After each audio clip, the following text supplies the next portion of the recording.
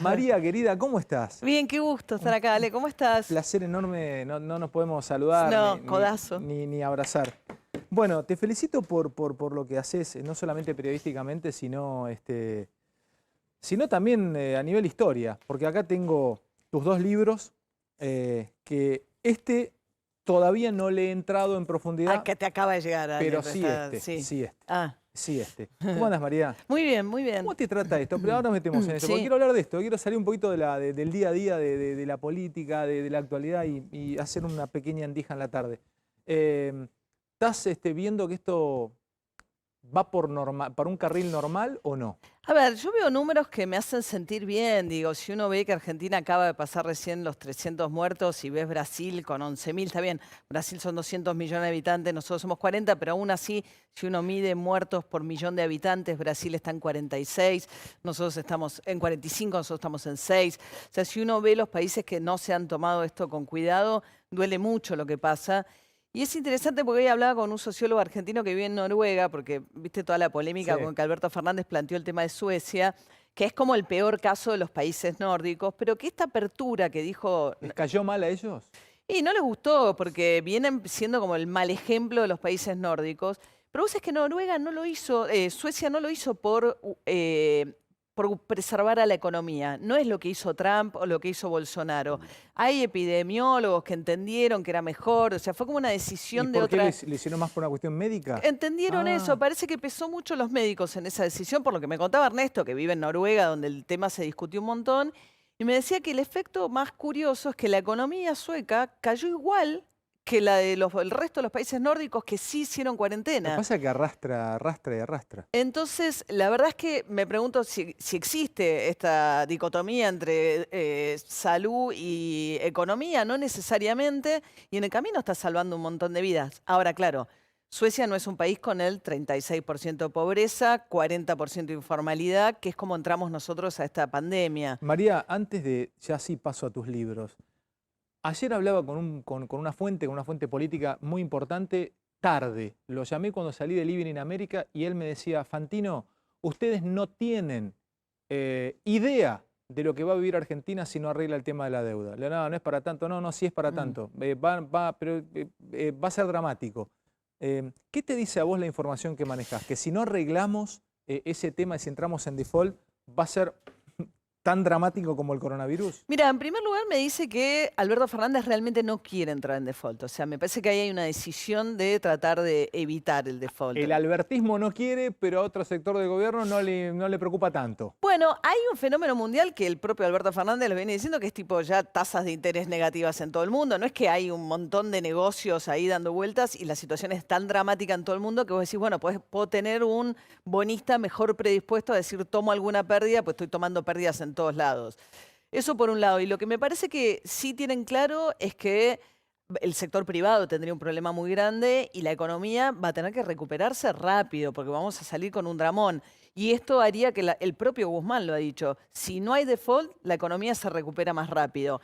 Y para el grado de problema, pensá, nosotros entramos al cierre de la economía ya en una crisis fenomenal que No, no, arrastrábamos el sí. año No, pasado. con default puede ser dramático. Sí. Escúchame, bueno, pasamos a tus libros, a tus laburos.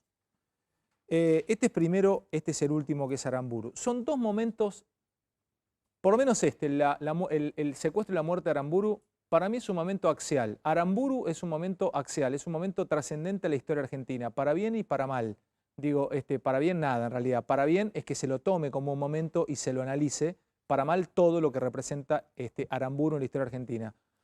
Con su golpe de Estado en el 55 y con todo lo que conllevó eso. Sí, la prohibición del La prohibición del peronismo, peronismo. los vejámenes al cadáver Exactamente, de Eva, los exactamente. fusilamientos de Valle. Para bien, porque creo que la historia, y en este caso una investigadora como vos, lo ha tomado y ha estudiado la época de Aramburu, y si no, tal vez hubiese pasado por alto. Incluso a mí me llamó la atención. Yo jamás hubiese prestado atención, y tengo 48 años, al secuestro y asesinato de Aramburu, si es que ustedes, los historiadores o los investigadores, no me lo hubiesen recubierto de todo lo que rodeó a ese momento y lo que vivía Argentina ya por 1970. Pero vamos a empezar por Aramburu y vamos al secuestro de los Born, Dale. porque aparece una época muy, muy complicada a nivel país, aparece la violencia, aparece la violencia, aparecen Montoneros. Primero contame, ¿por qué tomás el hecho del asesinato, del secuestro y asesinato de Aramburu como un hecho histórico a analizar? ¿Por qué te preocupás por este exacto momento? Porque me parece que es un tema muy incómodo, Ale, y a mí me gustan mucho los temas incómodos en el sentido de que nadie termina de encajarlo, porque Aramburu puede ser también, hoy ya cuando salió en redes sociales me decían, ¿por qué no escribís del golpe de los bombardeos del 55? Que es un poco la discusión de dónde empieza la violencia también. Entonces vos cuando Montoneros es el emergente también y un poco había, digo, 15 años de resistencia peronista. O sea, Aramburu es un emergente del bombardeo del 55, porque Aramburu en realidad estaba en Curzú-Cuatiá, no era, estaba dentro de ese comité que decidió el Pero golpe lo de tenía Estado. medio relegado. Lo tiene relegado, Primero sí. lo ponen a Lonardi y después Sí. viene Aramburu. Pero Aramburu y Rojas, digamos, quedan como para el peronismo, como un poco los verdugos del peronismo. Pero pensá que vos se prohibió mencionar Evita, la palabra Perón, cantar la marcha peronista. Era gracioso, vos sabés que la pieza del decreto del 55 que prohíbe eso, tiene que como hacer unos rodeos rarísimos para decir qué prohíbe decir mientras no lo menciona, porque prohíbe, está todo prohibido. Ahora Aramburu, vamos al momento del secuestro, porque quiero llegar al 70 y en el momento que lo secuestran y lo matan. Y con tu trabajo, porque vos te preguntás cuánto había, cuánto sabía en Timote, cuánto sabía en el momento del asesinato, te planteas la aparición de un quinto hombre, no solamente Abal Medina, Massa y el resto, y Arrostito, todo cinematográfico. Pero, ¿sabés qué me hiciste entender que no lo sabía yo? Yo no entendía o no sabía el dato que Aramburu no estaba bien con Onganía, que estaba un poco abandonado a suerte y verdad porque le conspiraba a Onganía en un posible golpe de Estado. No tenía custodia, por ejemplo, Aramburu. No, y por eso Aramburu, en el momento en que Aramburu lo secuestran y lo matan, este grupo de jóvenes que no se conocían, era un grupo, digamos, la sociedad no sabía que era Montonero. Yo cuento en un momento del libro que esa noche secuestran, detienen a un grupo folclórico Montoneros, para que te des una idea, porque no sabía.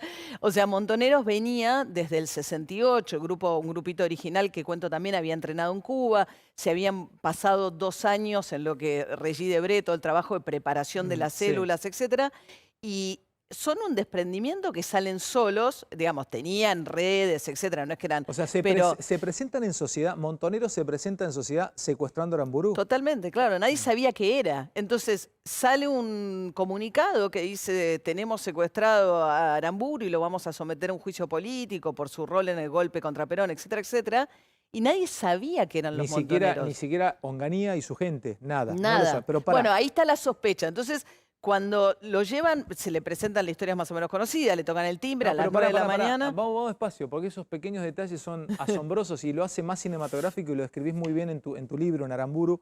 Él vivía en Montevideo, en la calle Montevideo. Enfrente al colegio. Frente al colegio de Champañat, ¿era? Champañat. Llegan montoneros, llega un grupo de montoneros, entre los cuales estaba Abal Medina, y disfrazado de militares entran. Claro, van en 2 autos. O sea, Arrostito se queda parada en una vidriera y llegan en 2 autos. Uno es un auto como de apoyo, donde uno va disfrazado de policía, que es Firmenich, otro va disfrazado de cura, y son los que se van a quedar en la calle como haciendo de campana con estos disfraces. Y los que suben, Los que suben entran al estacionamiento que utilizaba habitualmente sobre la calle Montevideo, esto es Montevideo entre Santa Fe y Marceloté, entran al estacionamiento 3. 4 estaba el chofer y 3 más. Esos 3 bajan disfrazados de militares, de soldados. Emilio Massa, que era como el fundador de la célula. ahora, me imagino que les habrá sido fácil camuflarse como militares porque eran todos liceístas del General Paz. Tenían terminología militar e incluso eran subtenientes de reserva. Sí, los cordobeses. Massa. A Val Medina no. Massa le tuvo que enseñar a Val Medina cómo pararse el rictus y darle como algunas, pero los 2 cordobeses, Nacho Vélez y Massa, el cordobés, el otro, que era el jefe de la célula cordobesa, los 2 habían pasado por el liceo. María, ¿entiende cuando entran con lo que investigaste y trabajaste en tu libro? ¿Entiende automáticamente la viuda de Aramburu y Aramburu que lo venían a secuestrar o creyeron que eran militares? No, la viuda de Aramburu se va a hacer las compras.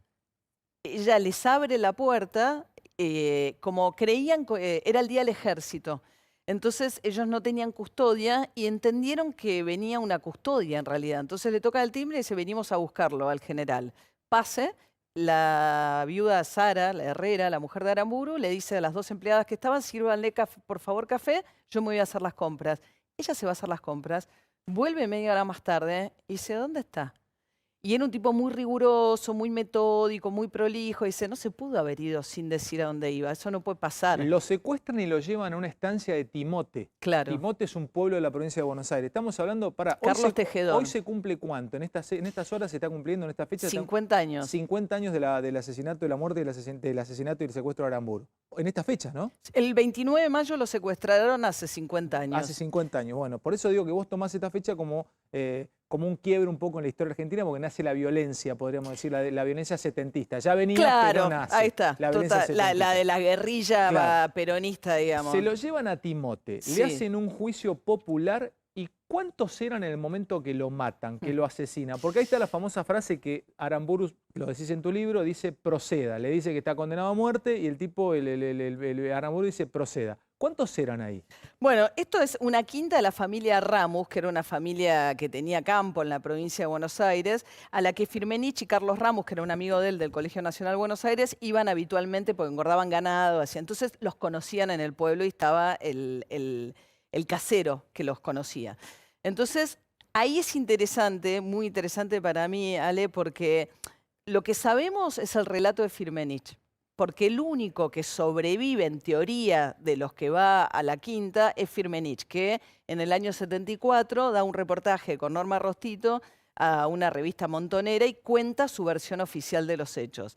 Entonces, esta célula que los secuestra, estos 6 que te cuento que lo habían secuestrado en su casa, van a la Facultad de Derecho, ahí cambian autos y dejan todos los autos que habían utilizado para el secuestro y se van con autos legales, con papeles limpios, a la quinta. Llegan a la quinta y ahí hay bastante misterio, porque hay momentos del relato donde Firmenich dice y un compañero, y un compañero. O sea, ahí no se sabe mucho, eso es lo que te atrás a investigar claro. Por una entrevista que le haces a Grassi, a Ricardo Grassi. Ricardo Grassi era el director de la revista que lo entrevista en ese momento, en el 74, a Firmenich. Hablé mucho con Nacho Vélez también, que es el otro sobreviviente del secuestro, pero que no estuvo en la quinta de la selva. Por eso me parece, y ahora vuelvo otra vez a la historia política actual, pero María se dedicó a trabajar sobre lo que es la historia argentina y en un momento que viene en el último tiempo enlazado. Hasta hace unos años se hablaba del setentismo, el regreso del setentismo, bueno, Julio Bárbaro escribiendo también alguna elegía en contra del setentismo. Bueno, se produce, este es tu último libro, Aramburu, se produce el asesinato, finalmente el 1 de junio. El 1 de junio lo matan a Aramburu y podríamos inicio a una etapa de violencia más moderna en la sociedad argentina. Bueno, pensá que ahí todavía Perón estaba en el exilio. Ahí empieza un juego interesante con Perón, porque Perón no los conocía a los montoneros. Entonces empieza todo un juego también de desconfianzas. La familia Aramburu desconfía de Onganía. Dice, ¿cómo te vas a llevar a un tipo tan fácil? Y como había vínculos con el mundo católico, dicen, para mí que esto estuvo alentado por Onganía. Onganía cae, viene una situación que ya se le hace insostenible a Onganía, cae Onganía. Y empieza también la presión porque 15 años de proscripción del peronismo no daba para más. Y Montoneros desconfiando que Perón los use para negociar, que los use para decir, denme una salida porque hay algo peor que yo. Y en un momento Perón intercambia cartas con Montoneros y le dicen comio lo actuado, como diciendo, entonces era ¿qué papel tiene realmente Perón frente a la salida? En un contexto donde estaba Cuba, recordemos, o sea, era Che Guevara, era un momento... Como la historia argentina está absolutamente todo mezclado y vuelvo un poco también a lo que fue, y ahí sí conecto un poco más con la actualidad. Cuando vos te pones a investigar el secuestro de los hermanos Born, yo lo até a un primer libro tuyo que se llamaba El aparato. Sí. Vos hiciste un ensayo sobre la guita sucia de la política, la guita o las cajas negras de la política, que era parte del aparato que finalmente podríamos decir que engrasa las cadenas del sistema político. Y cuando me entero, yo no lo sabía, que algo de la plata, de los dólares del secuestro de los Born, con Galimberti a la cabeza, regresaron en guita a la campaña política de Menem, te juro me quedé helado. O sea, fíjate cómo todo se conecta, porque es la famosa guita del aparato, pero en ese caso secuestran a los hermanos Bor en el 74. 74. 74. Secuestra Montoneros también. Totalmente. Ahí con Galimberti a la cabeza.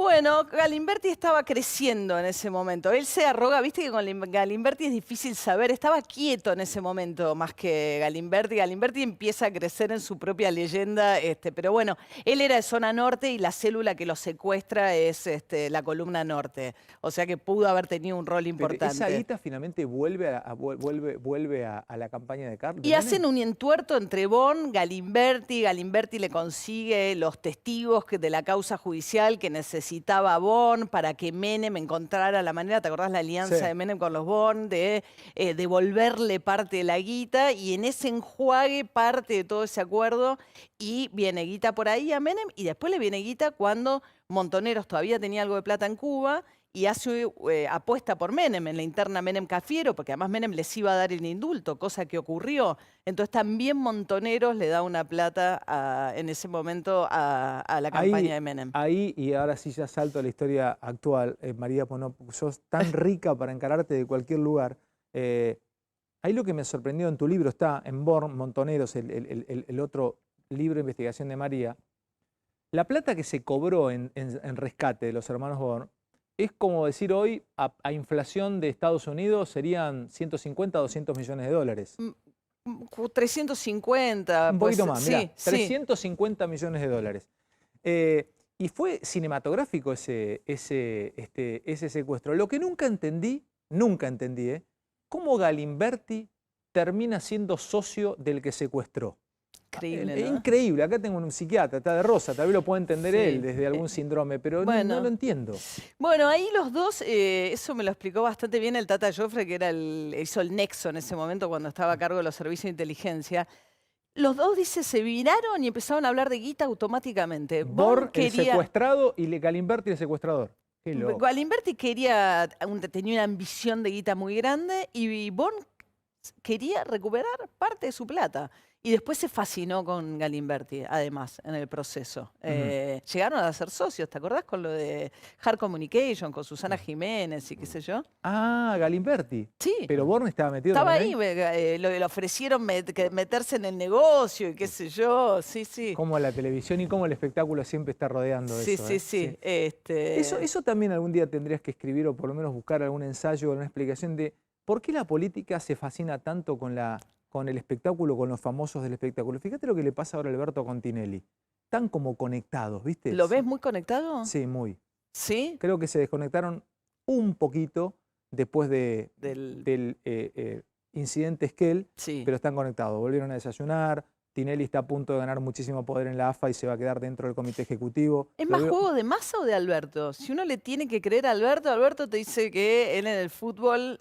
Yo lo veo menos metido que a Macri, a él. Yo creo que es un juego... ¿Alberto? Sí. ¿En el fútbol? Sí. Pienso lo mismo que vos. Pero lo veo más a Massa. Sí, pero fíjate que opinó el sábado Alberto, sale en una nota diciendo que está de acuerdo con que vuelva al fútbol.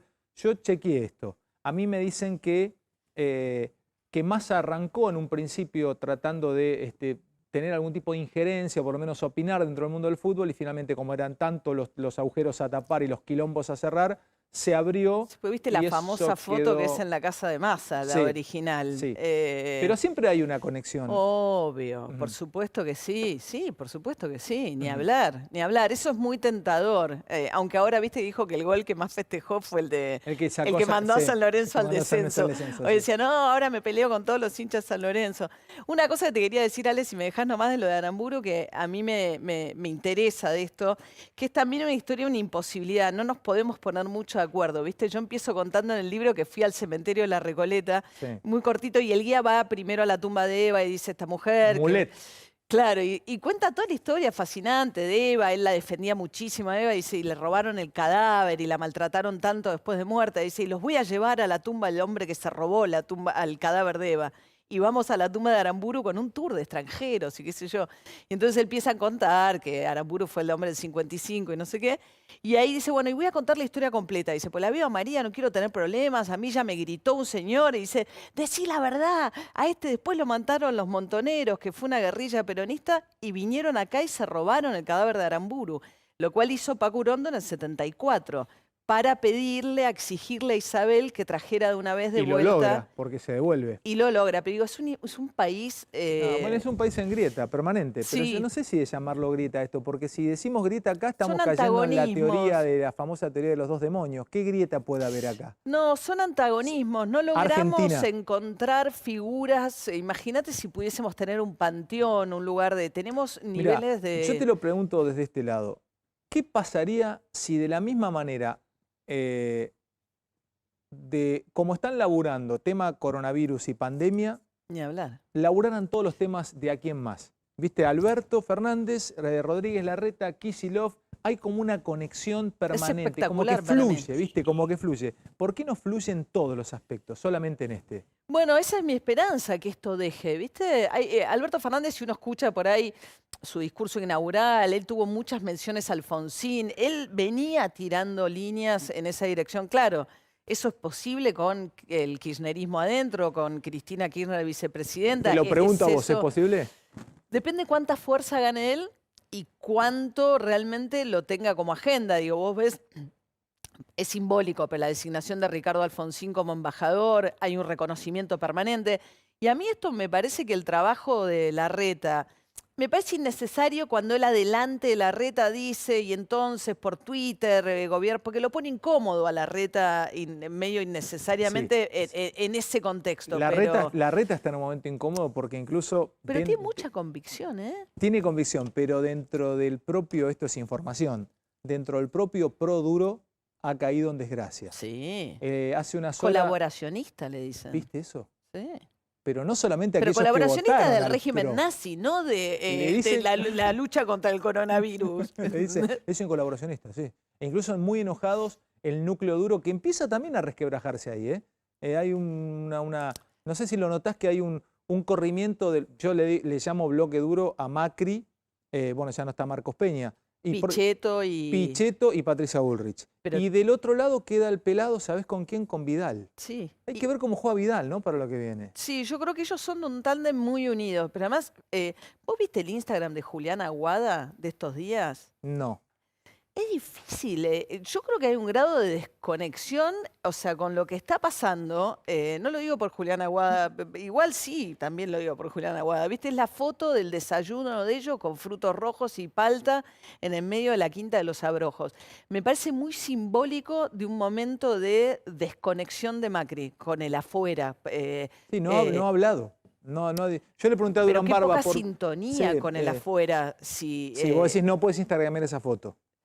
Bueno, qué sé yo, mostrar preocupación por el afuera, por saber cómo está la gente. Si yo tengo que elegir qué muestro ahora de una persona que fue presidente de los argentinos hasta diciembre del año pasado, me mostraría un poco más conectado con el dolor, la preocupación, la angustia, que eso, ¿no? María, te hago la última pregunta. A ver, ¿vos crees que en algún momento no falta mucho para las legislativas? Yo sé que es una locura hablar de legislativas ahora, pero la campaña política debería arrancar en febrero. Y estamos a mayo, faltan 7, 8 meses para la campaña política.